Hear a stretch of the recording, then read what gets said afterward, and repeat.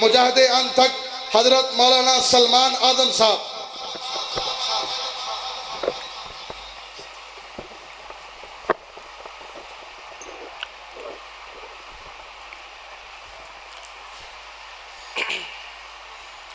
بسم اللہ الرحمن الرحیم۔ اللہم صلی علی محمد وعلی آل محمد کما صلیت علی ابراہیم وعلی آل ابراہیم انک حمید مجید۔ اللہم بارک علی محمد وعلی آل محمد کما بارکت علی ابراہیم وعلی آل ابراہیم انک حمید مجید۔ اعوذ باللہ من الشیطان الرجیم۔ معزز و محترم سامعین و حاضرین، اہل حدیث یوتھ فورس سٹی حافظ آباد کے زیر اہتمام گزشتہ کئی برس سے ربیع الاول کے اس مہینے میں سیرت النبی صلی اللہ علیہ وسلم کے مقدس اور مطہر عنوان کے اوپر میرے یہ دوست، میرے یہ بھائی، میرے یہ عزیز عثمان رحمانی صاحب، حافظ عمر صاحب، حامد اجاز صاحب، نصر اللہ شاکر صاحب، بلال امانت صاحب اور ان کے دیگر رفقائے کرام ان کا انعقاد کرتے ہیں۔ یقیناً ایک مسلمان کے لیے اور بالخصوص اہل حدیث کے لیے یہ بڑے شرف اور اعزاز کی بات ہے کہ وہ کسی ایسی مجلس میں شریک ہو یا ایسی مجلس کا انعقاد کرے جس میں پیارے رسول صلی اللہ علیہ وسلم کا تذکرہ کیا جائے۔ اسلامی معاشرہ بلکہ انسان کی مکمل زندگی رسول کریم صلی اللہ علیہ وسلم کی سیرت سے ہمیں ملتی ہے۔ اگر آپ ایک باپ ہیں تو آپ کو سیرت سے ہی پتہ چلتا ہے کہ آپ نے اپنی اولاد کی تربیت کیسے کرنی ہے۔ اگر آپ بڑے ہیں تو سیرت ہی آپ کو یہ بتاتی ہے کہ آپ نے بچوں پہ شفقت کس طرح کرنی ہے۔ اگر آپ چھوٹے ہیں تو آپ کی مقدس سیرت ہی ہماری یہ رہنمائی کرتی ہے کہ بڑوں کا احترام کس طرح کرنا ہے۔ اگر آپ شاگرد ہیں تو سیرت سے ہی پتہ چلتا ہے کہ آپ نے اپنے استاد کے سامنے زانوِ تلمذ کس طرح طے کرنا ہے، ہمسایوں کے ساتھ کس طرح پیش آنا ہے، کاروبار کس طرح کرنا ہے۔ اگر آپ جاب کرتے ہیں تو آپ نے اپنی ڈیوٹی کس طرح نبھانی ہے۔ آپ کے رشتہ دار ہیں، ان کے ساتھ آپ نے کیا سلوک کرنا ہے۔ یہ ساری چیزیں اگر ہمیں ملتی ہیں تو محمد کریم صلی اللہ علیہ وسلم کی پاک اور مقدس سیرت سے ملتی ہیں۔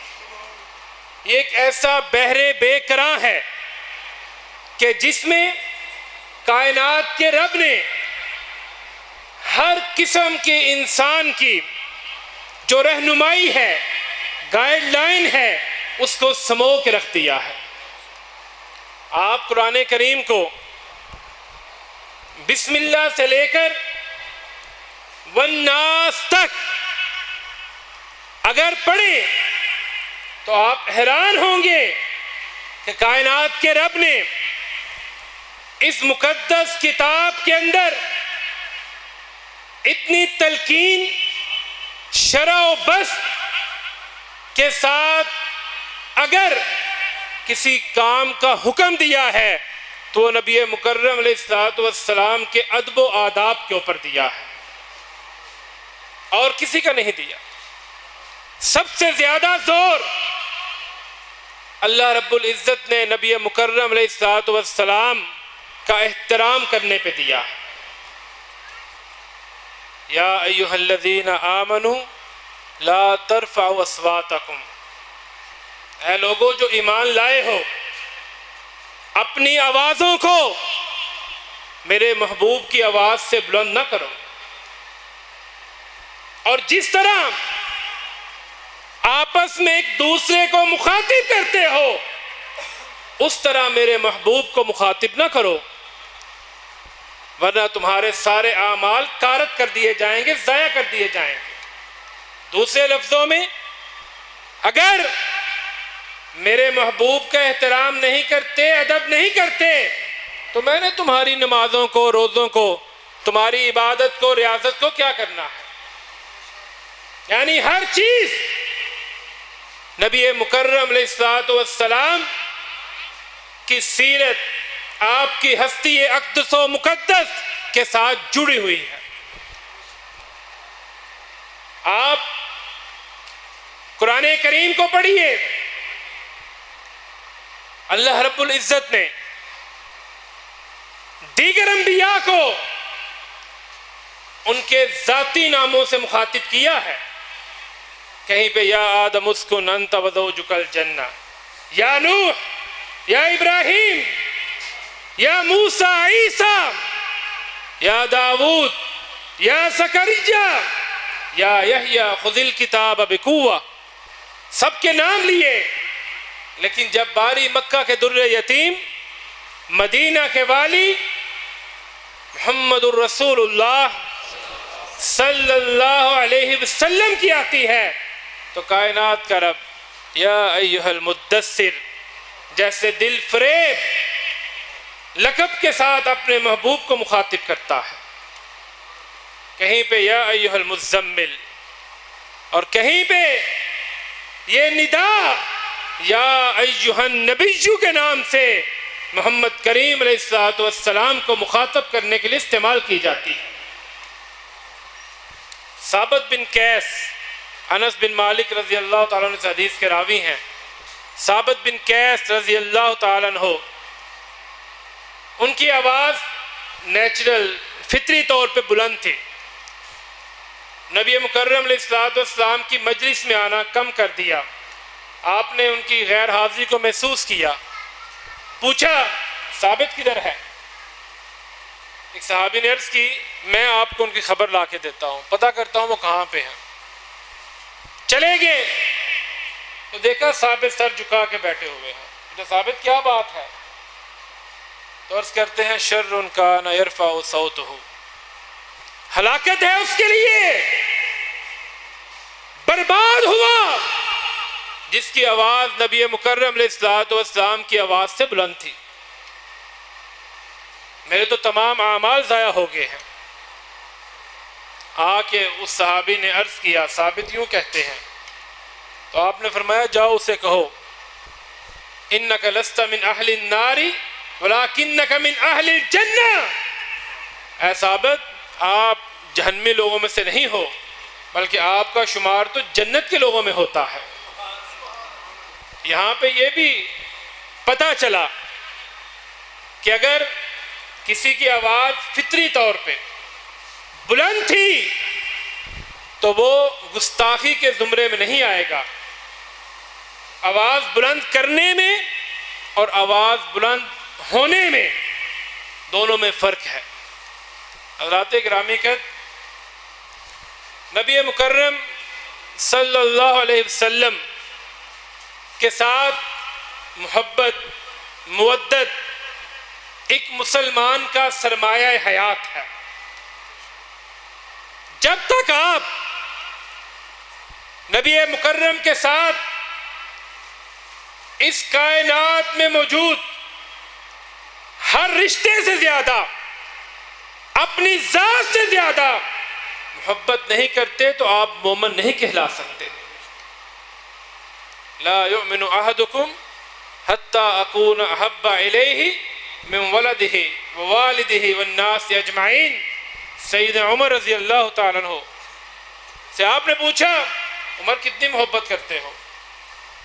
اور میں اللہ کے نبی سب سے زیادہ کرتا ہوں، اپنی جان سے زیادہ نہیں کرتا، لیکن میں یہ سمجھتا ہوں کہ وہ کرتے تھے،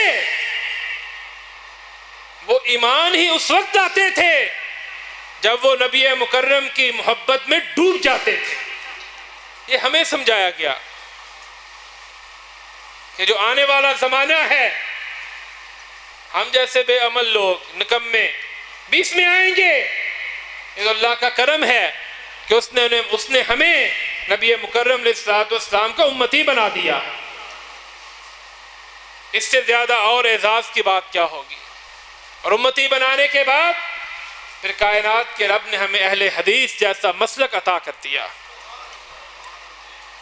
جس کے بارے میں کائنات کے امام محمد الرسول اللہ صلی اللہ علیہ وسلم فرماتے ہیں، لا تزال طائفۃ من امتی منصورین علی الحق لا یضرهم من خذلهم حتی تقوم الساعہ۔ اے لوگو، میری امت میں ایک گروہ، ایک جماعت ہمیشہ حق کے اوپر رہے گی۔ لوگ انہیں نقصان پہنچانا چاہیں گے، لوگ ان کی مخالفت کریں گے، لیکن انہیں نقصان نہیں پہنچا سکیں گے۔ امام احمد ابن حنبل رحمہ اللہ سے پوچھا گیا کہ اس حدیث سے مراد مصداق کون لوگ ہیں؟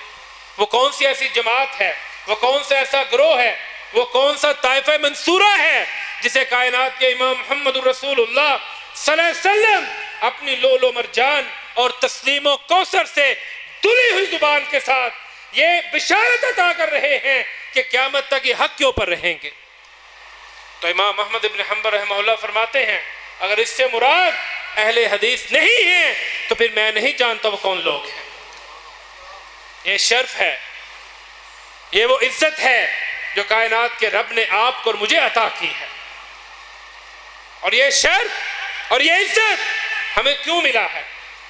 کہ ہم نبی مکرم علیہ الصلوۃ والسلام کی ذات کے ساتھ بھی محبت کرتے ہیں اور ہم آپ کی بات کے ساتھ بھی محبت کرتے ہیں۔ کیا خوب کسی نے کہا تھا، اہل الحدیث ہم اہل النبی، کہ اہل حدیث رسول کریم کے گھرانے کے لوگ ہیں۔ اور یہی وہ فرق ہے جو آج اہل حدیث کو دوسرے مذاہب اور فرق سے ممتاز کرتا ہے۔ آگے بات آئے گی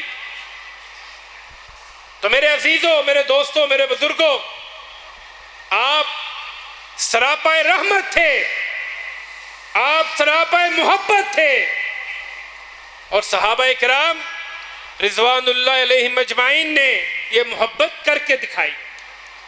اور آپ کا ادب، آپ کا احترام، آپ کی محبت جس کسی نے جتنی کی ہے اس نے اتنی کی ہے جتنا وہ نبی مکرم کے بارے میں جانتا تھا۔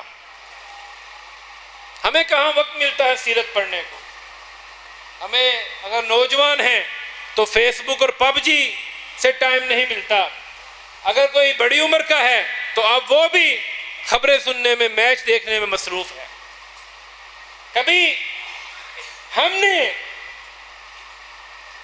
دن میں 10 منٹ، 15 منٹ، آدھا گھنٹہ صرف اس لیے نکالا ہو کہ فلاں سیرت کی کتاب میں نے پڑھنی ہے۔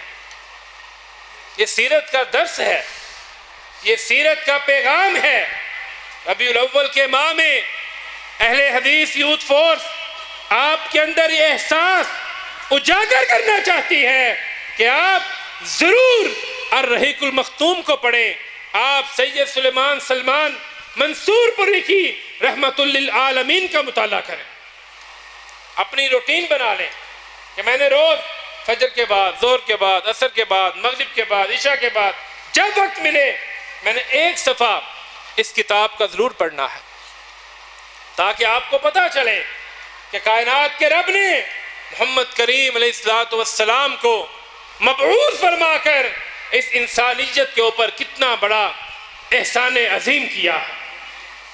ظفر علی خان نے کیا خوب کہا تھا، شایع ہے تجھ پہ، شایع ہے تجھ پہ سرور کونین کا لقب، نازاں ہے تجھ پہ رحمت دارین کا خطاب، برسا ہے شرق و غرب پر ابر کرم تیرا، آدم کی نسل پر تیرے احسان ہے بے شمار۔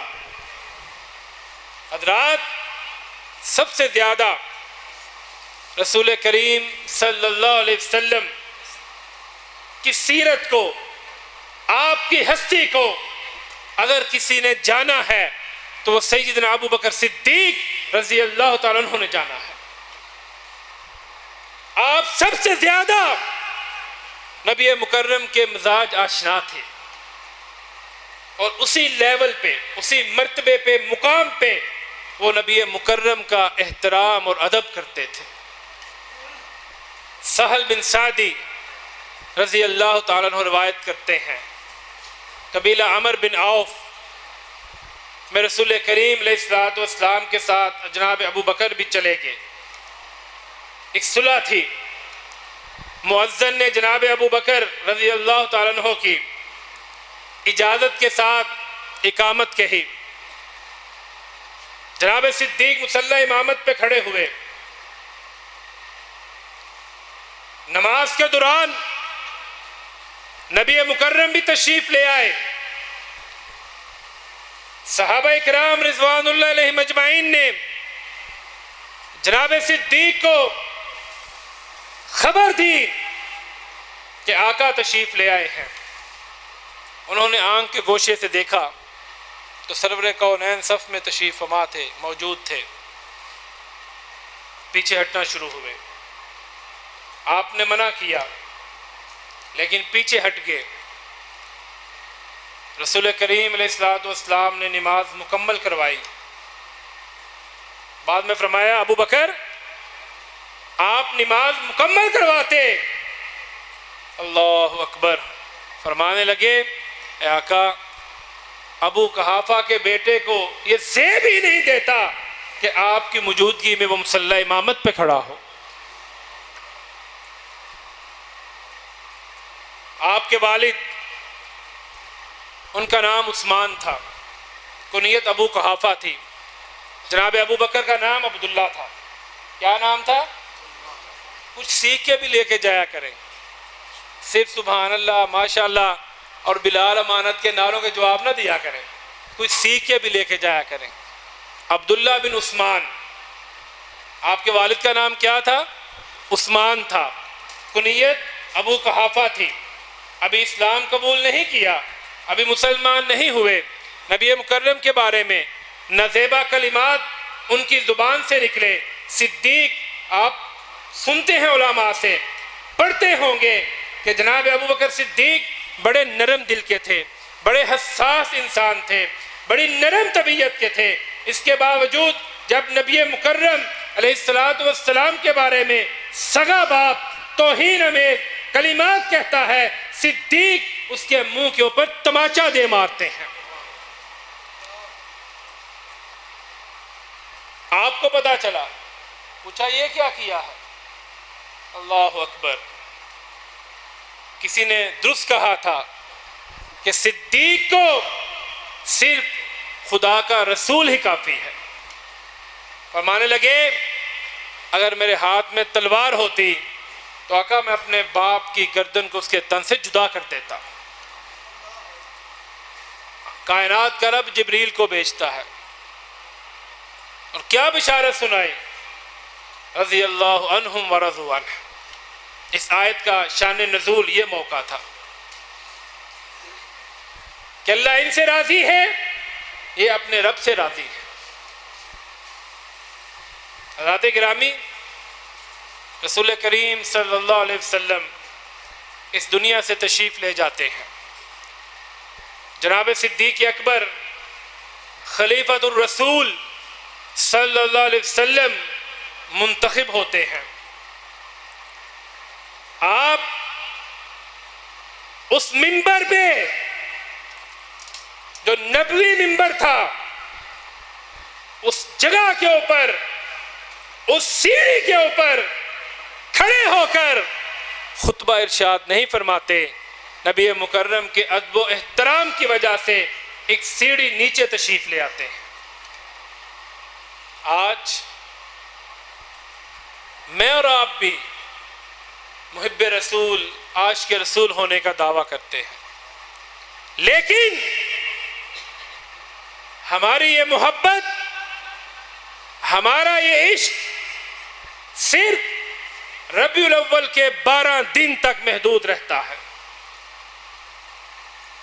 ایک طرف کائنات کا رب اپنے محبوب پیغمبر محمد الرسول اللہ صلی اللہ علیہ وسلم کا نام لینا ہمارے لیے تو دور کی بات ہے، خود ذاتی نام کائنات کا رب نہیں لیتا۔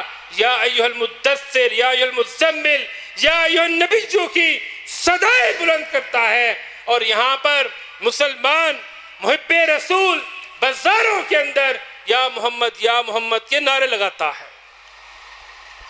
ایک طرف ہم محب رسول ہونے کا دعویٰ کرتے ہیں اور دوسری طرف کیک لے کر اس پہ نبی مکرم کا نام لکھ کر اس کو کاٹنا شروع کر دیتے ہیں۔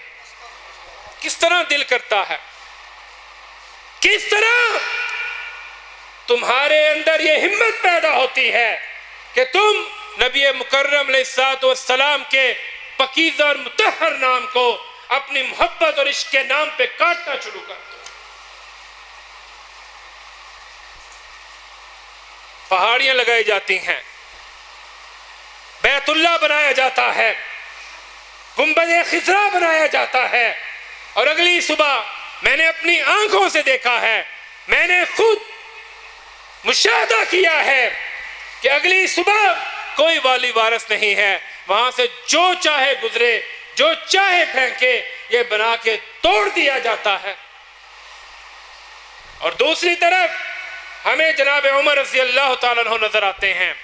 حدیبیہ کا موقع ہے، 6 ہجری ہے، نبی مکرم علیہ السلام اپنے 1400 صحابہ کے ساتھ حدیبیہ کے کنویں پہ موجود ہیں، اہل مکہ کے ساتھ مذاکرات چل رہے ہیں۔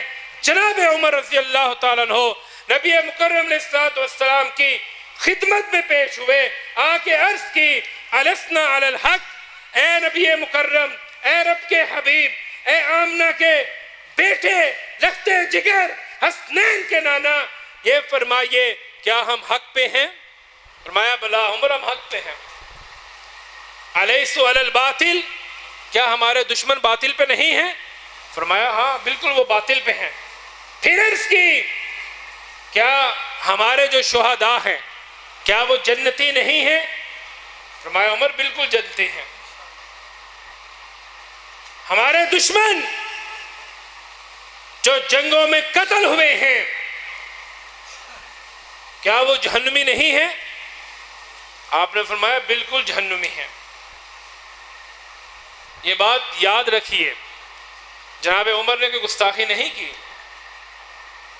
جناب عمر کے دل میں آپ کی بے ادبی کا شائبہ بھی پیدا نہیں ہو سکتا، شک بھی نہیں آ سکتا، کرنا تو بہت دور کی بات ہے۔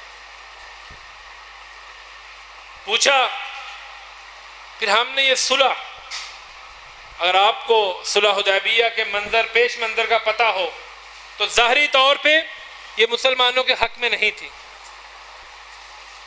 ظاہری طور پہ یوں لگتا تھا جیسے اہل مکہ غالب آ چکے ہیں۔ عرض کی پھر ہم نے یہ صلح کیوں کی ہے؟ تو کائنات کے امام محمد الرسول اللہ صلی اللہ علیہ وسلم فرماتے ہیں یا ابن الخطاب انی رسول اللہ، او خطاب کے بیٹے میں اللہ کا رسول ہوں۔ کیا مطلب ہے؟ کہ میں اپنی مرضی سے بات نہیں کرتا، میں اپنی مرضی سے فیصلہ نہیں کرتا، میرا اللہ مجھے جو حکم دیتا ہے میں وہی سر انجام دیتا ہوں۔ حضرات گرامی، اپنی زندگی کے آخری ایام میں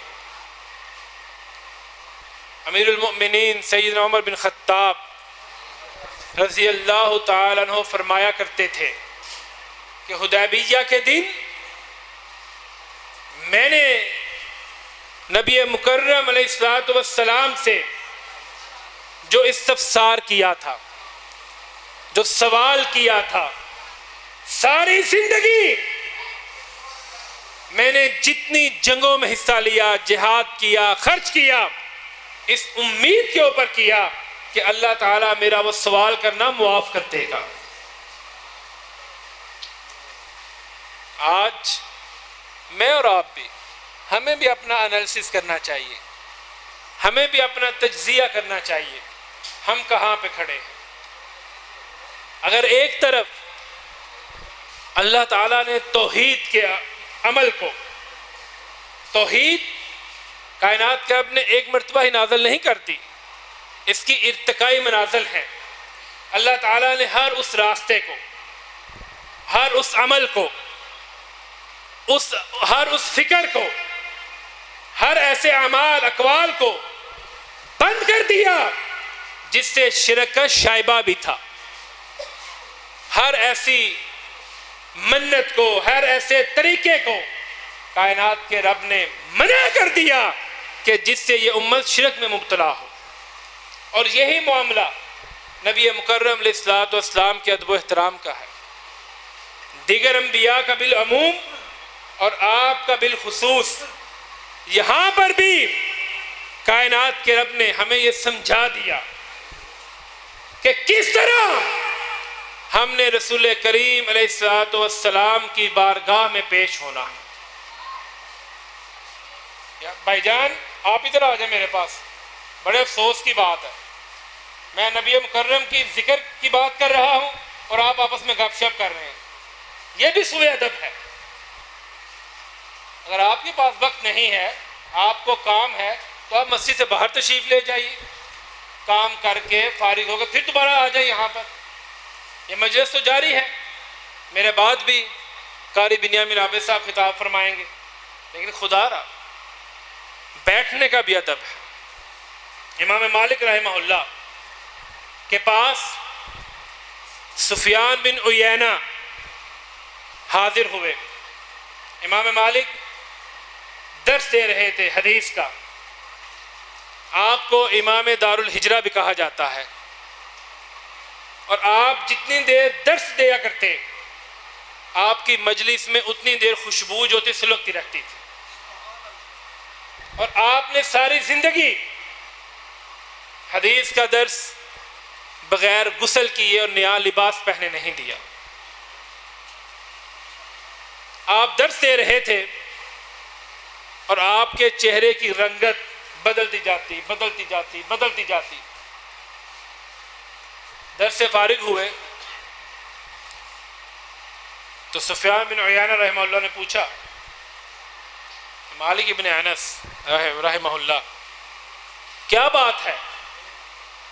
دوران درس آپ کے چہرے کی رنگت بدل رہی تھی، چینج ہو رہی تھی۔ اللہ اکبر، فرمانے لگے ایک بچھو تھا جو مجھے بار بار کاٹ رہا تھا، لیکن اللہ کے نبی کی حدیث کے ادب میں میری یہ ہمت نہیں پڑی کہ میں اس جگہ کو کھجا بھی لوں، خارش بھی کر لوں۔ اور ایک ہم ہیں، کسی نے گھٹنے پکڑے ہیں، کوئی گپ شپ کر رہا ہے، کوئی موبائل سے لگا ہوا ہے، کوئی کمر گجا رہا ہے۔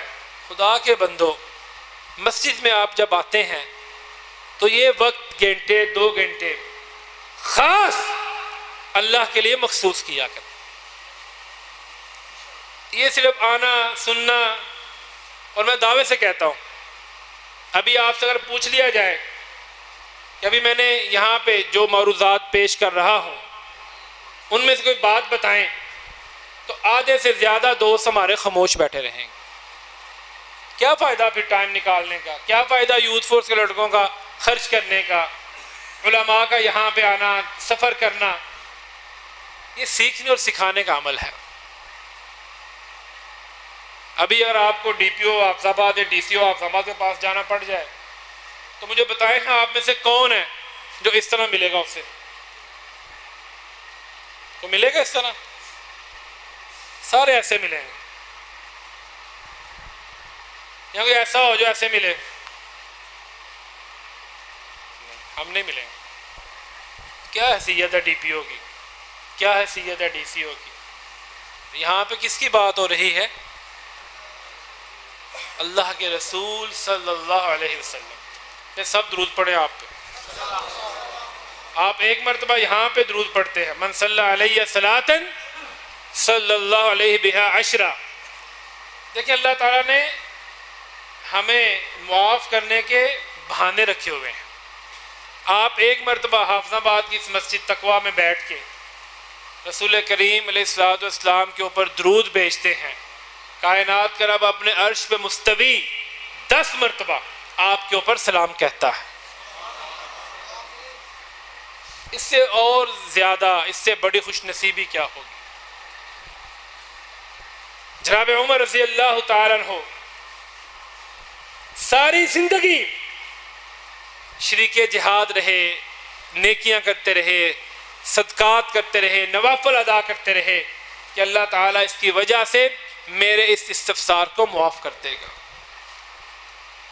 تیسرے خلیفہ راشد سیدنا عثمان بن عفان رضی اللہ تعالیٰ عنہ، ذو النورین ان کا لقب ہے.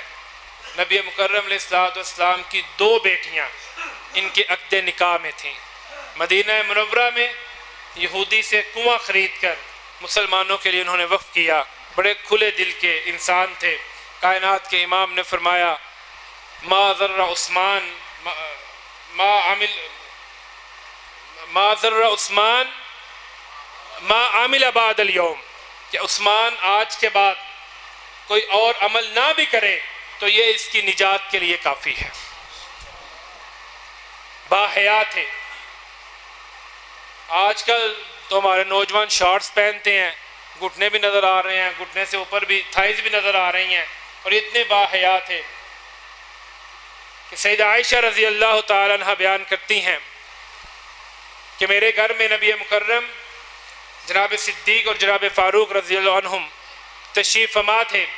آپ کی مبارک پنڈلی سے کپڑا ہٹا ہوا تھا. پتہ چلا کہ عثمان تشریف لائے ہیں، عثمان حاضر ہوئے ہیں. تو آپ نے اپنے کپڑے سمیٹ لیے. پوچھا یہ کیا معاملہ ہے؟ فرمایا عثمان تو وہ ہے جس سے فرشتے بھی حیا کرتے ہیں. اللہ تعالی ہمیں بھی ایسی حیا عطا فرمائے. میرے عزیزو، دوستو، بزرگوں، سیدنا عثمان رضی اللہ تعالیٰ عنہ کو نبی مکرم علیہ الصلوۃ والسلام نے حدیبیہ کے موقع پہ مکہ کی طرف بھیجا کہ جائیے مکہ کے جو احوال ہیں وہ لے کے آئیے. حالات کیسے ہیں، سازگار ہیں، ناسازگار ہیں، کیا پوزیشن ہے. اہل مکہ نے انہیں روک لیا، انہیں آفر کی کہ عثمان آپ اگر طواف کرنا چاہیں بیت اللہ کا تو آپ کو اجازت ہے، آپ کر لیں. اب آپ یہاں پہ رک کے تصور کریں، امیجن کریں، تخیل میں چلیں کہ بیت اللہ سامنے ہو، آپ کو کرنے کے لیے، طواف کرنے کے لیے اہل مکہ اجازت بھی دیں. اس وقت آپ کی زبان سے نکلے کہ مجھے یہ زیبا نہیں دیتا کہ میں نبی مکرم علیہ الصلوۃ والسلام کے بغیر اللہ کے گھر کا طواف کروں. یہ کیا کیفیت ہوگی؟ یہ کیفیت وہی سمجھ سکتا ہے جو نبی مکرم علیہ الصلوۃ والسلام کے ساتھ غایت درجہ کی محبت کرتا ہے، جس کے دل میں آپ کی محبت کوٹ کوٹ کے بری ہوئی ہے، جس کی زندگی کا اولی آخری مقصد آپ سے محبت کر کے اللہ کی رضا حاصل کرنا ہے. چوتھے خلیفہ راشد سیدنا علی المرتضیٰ رضی اللہ تعالیٰ عنہ، آپ کے چچیرے بھائی ابو طالب کے بیٹے، آپ کی پیاری بیٹی سیدہ فاطمہ الزہرا رضی اللہ تعالی عنہا کے زوج، حسنین کریمین کے والد اسد اللہ الغالب، فاتح خیبر. یہاں پر ایک بات ضرور اصلاح کے لیے عرض کروں گا. مولا علی کا لفظ اہل حدیث کے اسٹیج سے استعمال نہیں ہونا چاہیے. کیوں؟ یہاں پر ہماری اور اہل تشیع کی جو فکر ہے اس کا فرق ہے. ان کے ہاں امام معصوم ہوتا ہے، ہمارے ہاں معصوم صرف رسول کریم علیہ الصلوۃ والسلام کی ذات اقدس ہے۔ اس لیے ہمیں ایسے کلمات، ایسے القابات سے گریز کرنا چاہیے جس کی وجہ سے کوئی شخص جو ان امور کے بارے میں علم نہیں رکھتا وہ کوئی ایسی سنگین غلطی نہ کر بیٹھے جو بعد میں اس کے عقیدے کے لیے باعث نقصان ہو۔ آپ حدیبیہ میں کاتب تھے، جو معاہدہ لکھا گیا مسلمانوں اور اہل مکہ کے بیچ، وہ آپ نے لکھا۔ معاہدہ مکمل ہوا، نیچے دستخط کرنے تھے۔ ایک طرف اہل مکہ کا جو سفیر تھا، ایلچی تھا، ایمبیسیڈر تھا، اس نے سائن کرنے تھے، ایک طرف نبی مکرم علیہ الصلوۃ والسلام نے اپنے دستخط ثبت فرمانے تھے۔ جناب علی المرتضیٰ رضی اللہ تعالیٰ عنہ نے وہاں پہ لکھا محمد الرسول اللہ صلی اللہ علیہ وسلم۔ اہل مکہ کے نمائندے نے اعتراض کیا کہ ہمارا اور آپ کا اختلاف محمد الرسول اللہ پہ ہے۔ محمد بن عبداللہ تو ہم مانتے ہیں آپ کو، ہم آپ کو ہاشمی مانتے ہیں، ہم آپ کو قریشی مانتے ہیں، عبداللہ کا بیٹا مانتے ہیں، عبد المطلب کا پوتا مانتے ہیں۔ اگر ہم آپ کو محمد الرسول اللہ مان لیں تو پھر ہمارا اور آپ کا اختلاف ختم ہو جاتا ہے۔ آپ نے حکم فرمایا علی میرا نام مٹا دو۔ تو جناب علی المرتضیٰ رضی اللہ تعالیٰ عنہ عرض کرتے ہیں اے آقا، علی کے ہاتھوں میں یہ جرت نہیں، ہمت نہیں کہ آپ کے نام کو مٹا سکے، میں یہ کام سر انجام نہیں دے سکتا۔ آپ نے خود پکڑ کے اپنا نام اسم گرامی مٹایا۔ یہ صحابہ اکرام رضوان اللہ علیہم مجمعین کا نبی مکرم علیہ الصلوۃ والسلام کی مجلس، آپ کی ذات، آپ کی ہستی اقدس و مقدس کا احترام ہے، جو ان کی زندگیوں سے، ان کے اعمال سے، ان کے اقوال سے اور ان کے افعال سے ہمیں جھلکتا ہوا نظر آتا ہے۔ عروہ ثقفی یہ اہل مکہ کا نمائندہ تھا، اور صرف نبی مکرم علیہ الصلوۃ والسلام کی مجلس میں نہیں آیا تھا، بلکہ اس دور کے جو سپر پاور سے کیسر، کسرا اور دیگر مکوک سے مصر، نجاشی، جو بڑے بڑے اس دور کے بادشاہ تھے، یہ ان کے درباروں میں بھی جایا کرتا تھا، سفارتکاری کے آداب کو جانتا تھا، سفارتکاری کے معاملات کے بارے میں اس کو علم تھا۔ اس نے جب یہ منظر دیکھا رسول کریم علیہ الصلوۃ والسلام کی مجلس کا، آپ کے دربار کا، آپ کے ساتھیوں کا آپ کے ساتھ جو ادب اور احترام تھا، تو واپس جا کے اہل مکہ سے کیا کہتا ہے؟ اہل مکہ کے پاس جب جاتا ہے کہتا ہے مکہ والو انہیں ان کے حال پہ چھوڑ دو۔ میں تو حیران ہو گیا ہوں، محمد کریم علیہ الصلوۃ والسلام وضو کرتے ہیں، ان کے ساتھی جانثار صحابہ وضو کا پانی نیچے نہیں گرنے دیتے، اپنے ہاتھوں پہ، اپنے جسم پہ مل لیتے ہیں، آپ اپنے بالوں میں ہاتھ پھیرتے ہیں تو آپ کے جو صحابہ ہیں، ساتھی ہیں، جانثار ہیں، وہ آپ کے منہ مبارک زمین پہ نہیں آنے دیتے، وہیں سے پکڑ لیتے ہیں۔ اللہ اکبر، وہ اپنے نبی کا پسینہ نہیں گرنے دیتے۔ اللہ تعالی ہمیں بھی اس درجے کا ادب و احترام کرنے کی توفیق عطا فرمائے،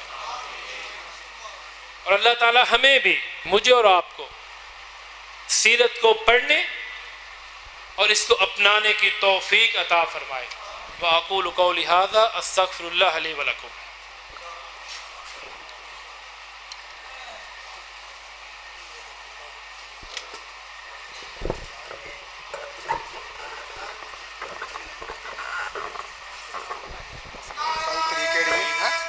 ਖਾਲਸਾ ਤਰੀਕ ਕਿਹੜੀ ਹੈ 24